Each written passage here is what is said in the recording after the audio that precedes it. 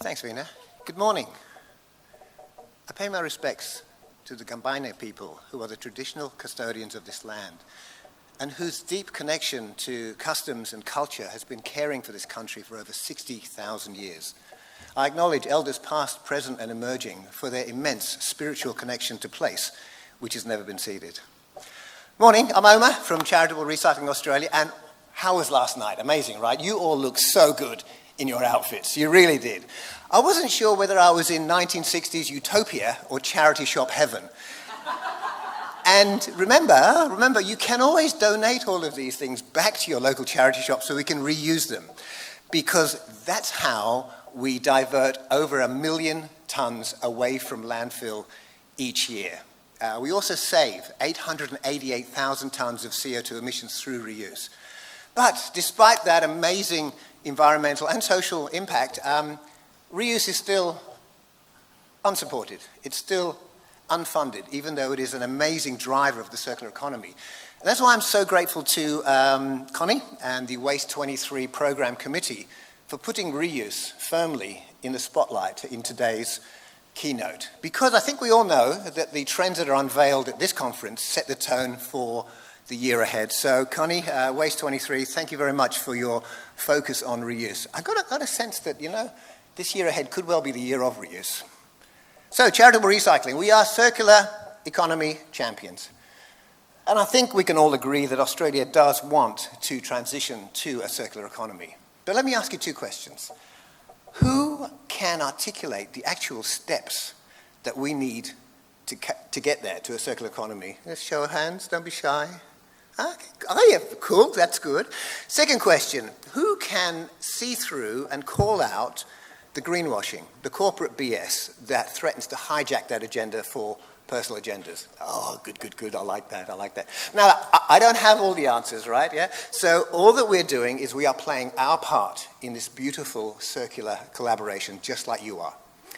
But there is one clear, undeniable, irrefutable step that we can all take to move a little bit closer to the circular economy, and that is reuse. That is embracing reuse. It sits at the top of the waste hierarchy, and again, it's not embedded in any government policy. It's not embedded in any kind of funding intervention. So Charitable Recycling Australia's objective for the year ahead is to co-design with government and the sector the best way to integrate reuse into policy. My objective today is to articulate, if I can, why reuse is so important, how we can scale it, and what it will mean for Australia. The premise is very, very simple. We all know the waste hierarchy. We all know that it sets out a list of priority interventions based on efficacy and efficiency. So it stands to reason then, if we do more stuff at the top of the waste hierarchy, we'll get better outcomes. If we get better outcomes, governments will meet their targets quicker, and that could be anything from carbon reduction, zero waste, or any kind of circularity targets. If governments reach their targets faster, we will get closer to a circular economy. And if we do that, we will create a sustainable and prosperous future for Australia. But it starts with stepping up the waste hierarchy and operating on those higher level interventions. So, where are we? We commissioned an independent gap analysis of all federal and state government waste policies through the lens of the waste hierarchy and circular economy principles. It was conducted by MRA Consulting. It shows that, unsurprisingly, the vast majority, if not all, of the interventions, all of the policy, all of the funding is focused on the bottom two rungs of the hierarchy, namely recycling and resource recovery. Not that there's anything wrong with recycling and resource recovery, it's just that there's a whole bunch missing. And I think Rebecca spoke to this when she did her opening keynote. Professor Kramer's, 10 R's, that we need to go up the hierarchy. Costa spoke about it, Tony Chappell, also about language. So that's where we are. Now, this is not meant as a criticism. It's meant as an opportunity for improvement, because we're all on this journey together. And I kind of get why we are where we are. Do you remember when Costa opened it and he was talking? We've been kind of conditioned to think linear. Do you remember when he was doing that walk up and down? It's an easy linear path straight to recycling, but we have to stop thinking straight. We have to start thinking circular, and that means going up the waste hierarchy and embracing those high-level interventions that are a little bit more complex. That's the way we can move forward. So, language. I'd like to suggest to you a contemporary upgrade of the waste hierarchy. We'd like to call it the resource and waste hierarchy. Why? Because it delineates the use phases from the waste phases. Because the waste hierarchy is an amazing framework, but you know what? It's absolutely useless if we don't use it. So, whether it's Professor Crum, and she's a superstar of circularity, right? Whether you follow hers or this, let's just follow this stuff, right? If we can actually add value to the use phases, it might remind us that we need to be working a bit higher up. So, back to the two questions at the beginning of my talk. What are the steps? I don't know all the steps, but a couple of them are clearly laid out for us. They're sitting right up there at the top of the hierarchy, whether it's reduce, reuse, repair, refurbish. That's where we can take a few no-brainer steps to move forward. And you talk about all of the corporate BS that's undermining our progress. Maybe something for you to consider. I would suggest that anybody who tries to disintermediate the waste hierarchy, in other words, cut the steps that are above them, might be acting in self-interest rather than our collective needs to move to a circular economy. There was also another good reason why we're where we are, and in the past, reuse has been very difficult to measure. And if you can't measure something, it's hard to integrate it into policy, but now we can. Monash University has been working very closely with Charitable Recycling Australia over the past 3 years on an Australian Research Council grant to measure the benefits of reuse. They have developed a robust methodology, a consistent way of gathering and reporting on reuse data. In the Monash model, reuse will be measured at the point of sale, so we can identify the quantum of items coming in, the categories and their cost. There's also a methodology to move forward into average weights per category, average composition and life cycle assessments. And the Monash model also, importantly, provides a way to measure the triple bottom line impacts of this. And this is an Australian first, possibly a world first, in that the Monash model also looks at the social dimension as well as the environmental and the economic. So this is a very exciting trend for us to move forward. We are working with all governments to get the data funded and populated, because if we can do that, have all of that accurate data, that will provide the evidence base for moving forward. We're working with Monash, also with Kat Heinrich of Rawtech, who has developed a really strong methodology and project plan to be able to gather this data in a robust way. All we need really is the funding to move forward. So that's very exciting. We've also launched what we're calling a co-design policy partnership. Now, just because we are Charitable Recycling Australia doesn't mean that we have to advocate only for charity shops or charitable reuse. We have embraced a lot of different sectoral colleagues. First and foremost, our commercial partners, because the charity sector cannot do it alone. Right? We divert 1 million tonnes, but we cannot do it alone. So I'm very pleased that pretty much all of the major commercial collectors are now part of our family as supporters. Companies like King Cotton, Statewide, Recycle Care Australia, 110 Enterprises, SCR, Navarro, SAP Impex. So we've got the commercial reuse sector as part of our family as well. We've also reached out to other players that are on the hierarchy, at the top of the hierarchy, together with us. Repair, which sits just below us. First use, which actually doesn't really fit into the waste hierarchy, but it should. And by first use, I'm talking about all of this excess stock that's produced by the brands that never sees the light of the day. So I think Good 360 put that at $2.5 billion per year. So we're embracing all of them. And I want to thank everyone who's made this partnership possible. Annie Walker of SS Rock, started off with a conversation with Annie about councils and charities and how we could collaborate, and we have the same aims. Tony, King Cotton, also Kirsten of Reverse Garbage, and of course Salvos and Vinnies, traditional members of Charitable Recycling, but also Good 360 and Thread Together, who are doing amazing stuff in the pre-consumer space. And last but not least, John Gatsakis. John is an absolute superstar in this area. UTS Sustainable Futures. He's also the Product Stewardship Centre of Excellence Director. He's also on Minister Plibersek's Circular Economy group, and also connected with the Australian Repair Network. So this group is now advocating collectively to government on higher level interventions. Why are we doing this? Because it's the right thing to do.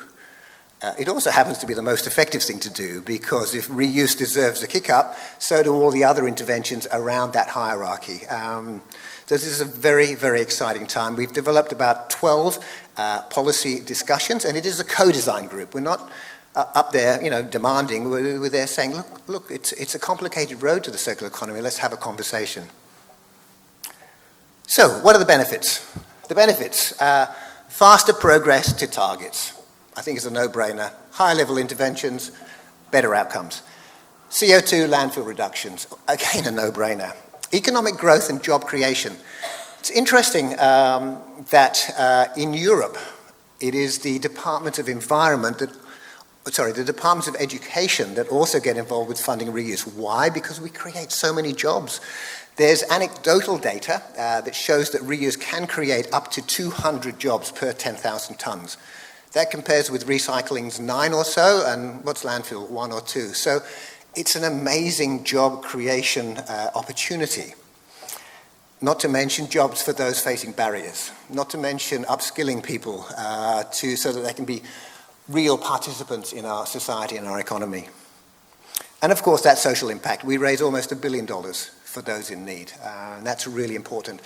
And it's an essential transition for circularity. If we're going to get to circularity, we've got to start with the waste hierarchy. So they're just some of the benefits. So where are we? I'm really pleased that the Commonwealth Government has now put reuse and repair firmly on the agenda. At the strategy meeting in December at the Resource Recovery Reference Group, that was added as a policy consideration to strengthen the National Waste Policy Action Plan. And we have an opportunity now to influence that through the biennial review and Charitable Recycling's role as a member of that group. So this is really, really exciting for us. In New South Wales, EPA New South Wales hosted an amazing workshop last Friday on reuse and repair, together with Charitable Recycling Australia and the Co-Design Partnership. It was facilitated by Jacob Marsden with a framework to look at regulatory, market and strategic initiatives. They assessed all of our 11, 12 discussions about future policy, and I'm so excited to see where this will lead. This is really leadership in government because it is a co-design approach. We're all working together to find the best way to circularity. So I'm really excited about that. Secondly, EPA New South Wales has opened up some amazing grants through their sustainability partnerships, which might actually fit into actually getting this data populated for the guidelines. If that happens, New South Wales will just keep careering into the future as an absolute leader. So I'm really excited. In Queensland, we met with the Department of Environment and Science. They're really keen also to fund the guidelines for Queensland. They may just do it for textiles and e-waste. And then we met with the Minister's Office. They said, hey, this is cool stuff. Let us know what you want. I've got meetings with South Australia, WA, Tassie over the next couple of weeks. So it's really, really exciting stuff. In Victoria, some of you might be aware that we have been encouraging the Victorian government to continue the successful landfill levy protections for charities. I'm pleased to report we met with the Premier's office and they've issued a statement yesterday. Can I read it to you? It says, Charitable Recycling Australia, the Premier and the Minister's office have met. We are constructively working together to resolve the concerns of the Victorian charity retail sector. Our joint focus is for the enhancement of our environment and to support Victorians in need. So that's very, very encouraging. So we're at a stage now where virtually all and hopefully all governments in Australia are kind of going, ooh, this circular economy stuff is getting, quite heated and quite urgent. Let's talk reuse. Let's talk higher level interventions. Let's step up the waste hierarchy. So, I mean, this is really, really exciting for us. But one of the ways that I think, let me show you a video. We hosted a reuse immersive, and I think this will give you a little bit of a flavour for behind the scenes within the reuse sector. So let me share that with you, and then we can close for that. If we've got time for questions, that'll be great. But yeah, have a look. Today was about showcasing reuse at the top of the waste hierarchy, and I think today was really a seminal day for the future of Australia's transition to a circular economy. We had Matt Allen start from Monash University, who've created this amazing framework to measure reuse within the circular economy, and that's providing us a foundation to go to government with policy recommendations about integrating reuse as the highest and best use intervention. We also had Kirsten speak at Reverse Garbage. She had a tour of Reverse Garbage. It's an iconic social enterprise in reuse over the past 40 years. We went to Salvos, and Craig took us around Salvos, who've been doing circular economy stuff for 140 years, since the first charity shop was launched in Australia in the 1880s. And then we went to a commercial operation, King Cotton, where Tony Rallis told us all the wonderful things that they're doing in terms of commercial reuse. So we have charities, social enterprises, and commercial reuse operators all hosting an amazing day where we had 50 policymakers and stakeholders to showcase reuse, to move forward and help Australia transition to a circular economy and all the benefits that derive from that. It's cemented in me that there's more than, that the reuse sector is very large and we all have our unique challenges, but the one common thread for the day has been that change of language that we need to get a little bit more respect from the policymakers, the recognition from the public that there is a difference between reuse and recycling, and that importance for the environment, the social and economic benefits for the future. I think today was important because reuse so far has not been incorporated into government policy around the circular economy. And yet it's a critical part of the waste hierarchy. It's at the top of the waste hierarchy. So we think that this gives governments the opportunity to really value reuse and to direct support and investment towards reuse so that it really forms a cornerstone of Australia's circular economy approach. Today was really important because reuse is central to our transition to the circular economy. If reuse is integrated into government policy, that would mean the governments meet their targets quicker, whether it's net zero, whether it's waste reduction, whether it's resource recovery or any circularity targets. If they meet their targets quicker, that means Australia fast tracks its progress to a more sustainable future economy. So reuse is the cornerstone of that. So this is a seminal change. That's why it was important.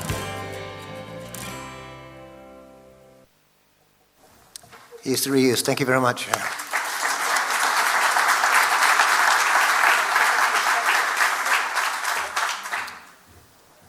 We have a few minutes for a few questions for Omer. So does anyone have one? There's one at the back there. Morning. Hi, Omer. Wonderful, wonderful presentation. I think so many people in the room are probably just so happy and relieved to hear this. I'm Belle from BC Consulting. You've got lots of people in the room here who are probably very engaged with this topic. Lots of asks of the government for policy and that sort of thing. What do you need everyone in this room to do, I guess, at a personal level? Great question. Thank you so much. I think really my call there is for all of us to keep collaborating, keep doing the right thing, and to keep working up the waste hierarchy. So if you see the waste hierarchy being disintermediated, it's just another reminder to actually go, oh, hang on a minute, look, could we do a higher level intervention? Really, it would also be great if we could actually express to all of our government policymakers how important reuse is, because if they hear from all of the stakeholders that it really is such an integral issue, which they already know it is, there'll be more impetus for that. But look, just one step at a time. Let's just keep doing the next right thing. So really, thank you so much for your support and your well wishes. So let's just keep doing what we can in all of our areas. Thanks, Omer. There's one more question here. Thanks, Claire. Claire Nella from RAP. Hello, how you doing? A huge part of encouraging reuse is going back to that design stage. So I'm curious, in your recommendations around policy, are there any that include that piece of how we incentivise better design? Yes, it does. It's in one of the 12. I can send you a link. It's actually on our website, the Co-Design Partnership. It's a really important consideration because so much of the solutions start upstream. So it's part of our considering. It's not an area that our group is an expert in. So we focused on stuff that our sector sort of needs on a day-to-day basis, but you have to acknowledge all of these things like design and upstream stuff. So we separate in the New South Wales EPA workshop, we sort of separated them out into two areas. One was, hey, stuff that we can do right now for our sector, and stuff that's going to need a wider representation of industry stakeholders, because it's not for our sector to speak to how that'll be done. I mean, you know, you're doing some great work in that. So again, it's just doing the right thing and always putting there all this stuff that's really important, and it doesn't always have to revolve around, you know, our own area. So yeah, brilliant question. Thank you. Any other questions for Omer? If not, I might indulge. Oh, there is one. Sorry. Sorry, Con. Omer, thank you for your presentation, Rob Hook, Gunnedah. Something that really seems to be missing is the fact of driving people to places like charitable outlets. There is a stigma in the community that, oh gee, that's not for me, that's for the socio-economic disadvantaged. I think that attitude needs to be changed, and probably changed through advertising. Totally agree. Advertising and education, so that's one step. And yes, I think any of this is, all of this is around behaviour change, and behaviour change is fundamentally influenced by education and advertising. We've also just launched, actually earlier this month, Charity Shop with a question mark. This is a new pop-up concept that's running in Westfield, and it's Charity Shop with a question mark because we're actually challenging people who have that stigma to say, okay, come and have a look. It's trading in Fountain Gate right now. We've used the same stock we normally do because otherwise it would be an unfair comparison. We have zhuzhed up the merchandising. We've got shop-for-shops that have provided their beautiful fit-outs, Kepler providing analytics, Re-Up providing bags, but there's going to be lots of learnings for that. So again, that's on our website as well, and it's trading now. So it's also a collective. We've got Salvos, Vinnie's, Red Cross, Save the Children, Brotherhood of St. Lawrence, and United, all coming together for a collective model. And if this works, I mean, my board is very keen to see whether we can replicate this on a more permanent basis in bigger locations. So yes, we want to address that stigma. And in fact, it should be the other way around. Shopping secondhand should be really a badge of honor rather than a stigma. So yeah, thank you. Thank you. Any other questions for Omer? If not, I might just do a bit of a follow-up on that, if that's all right. I guess, the thing that comes to mind is, and I think people are asking, what can we do at a personal level? What can we do in terms of societal sort of attitude towards it? And I know you talk about the reduction in carbon footprint through this mechanism.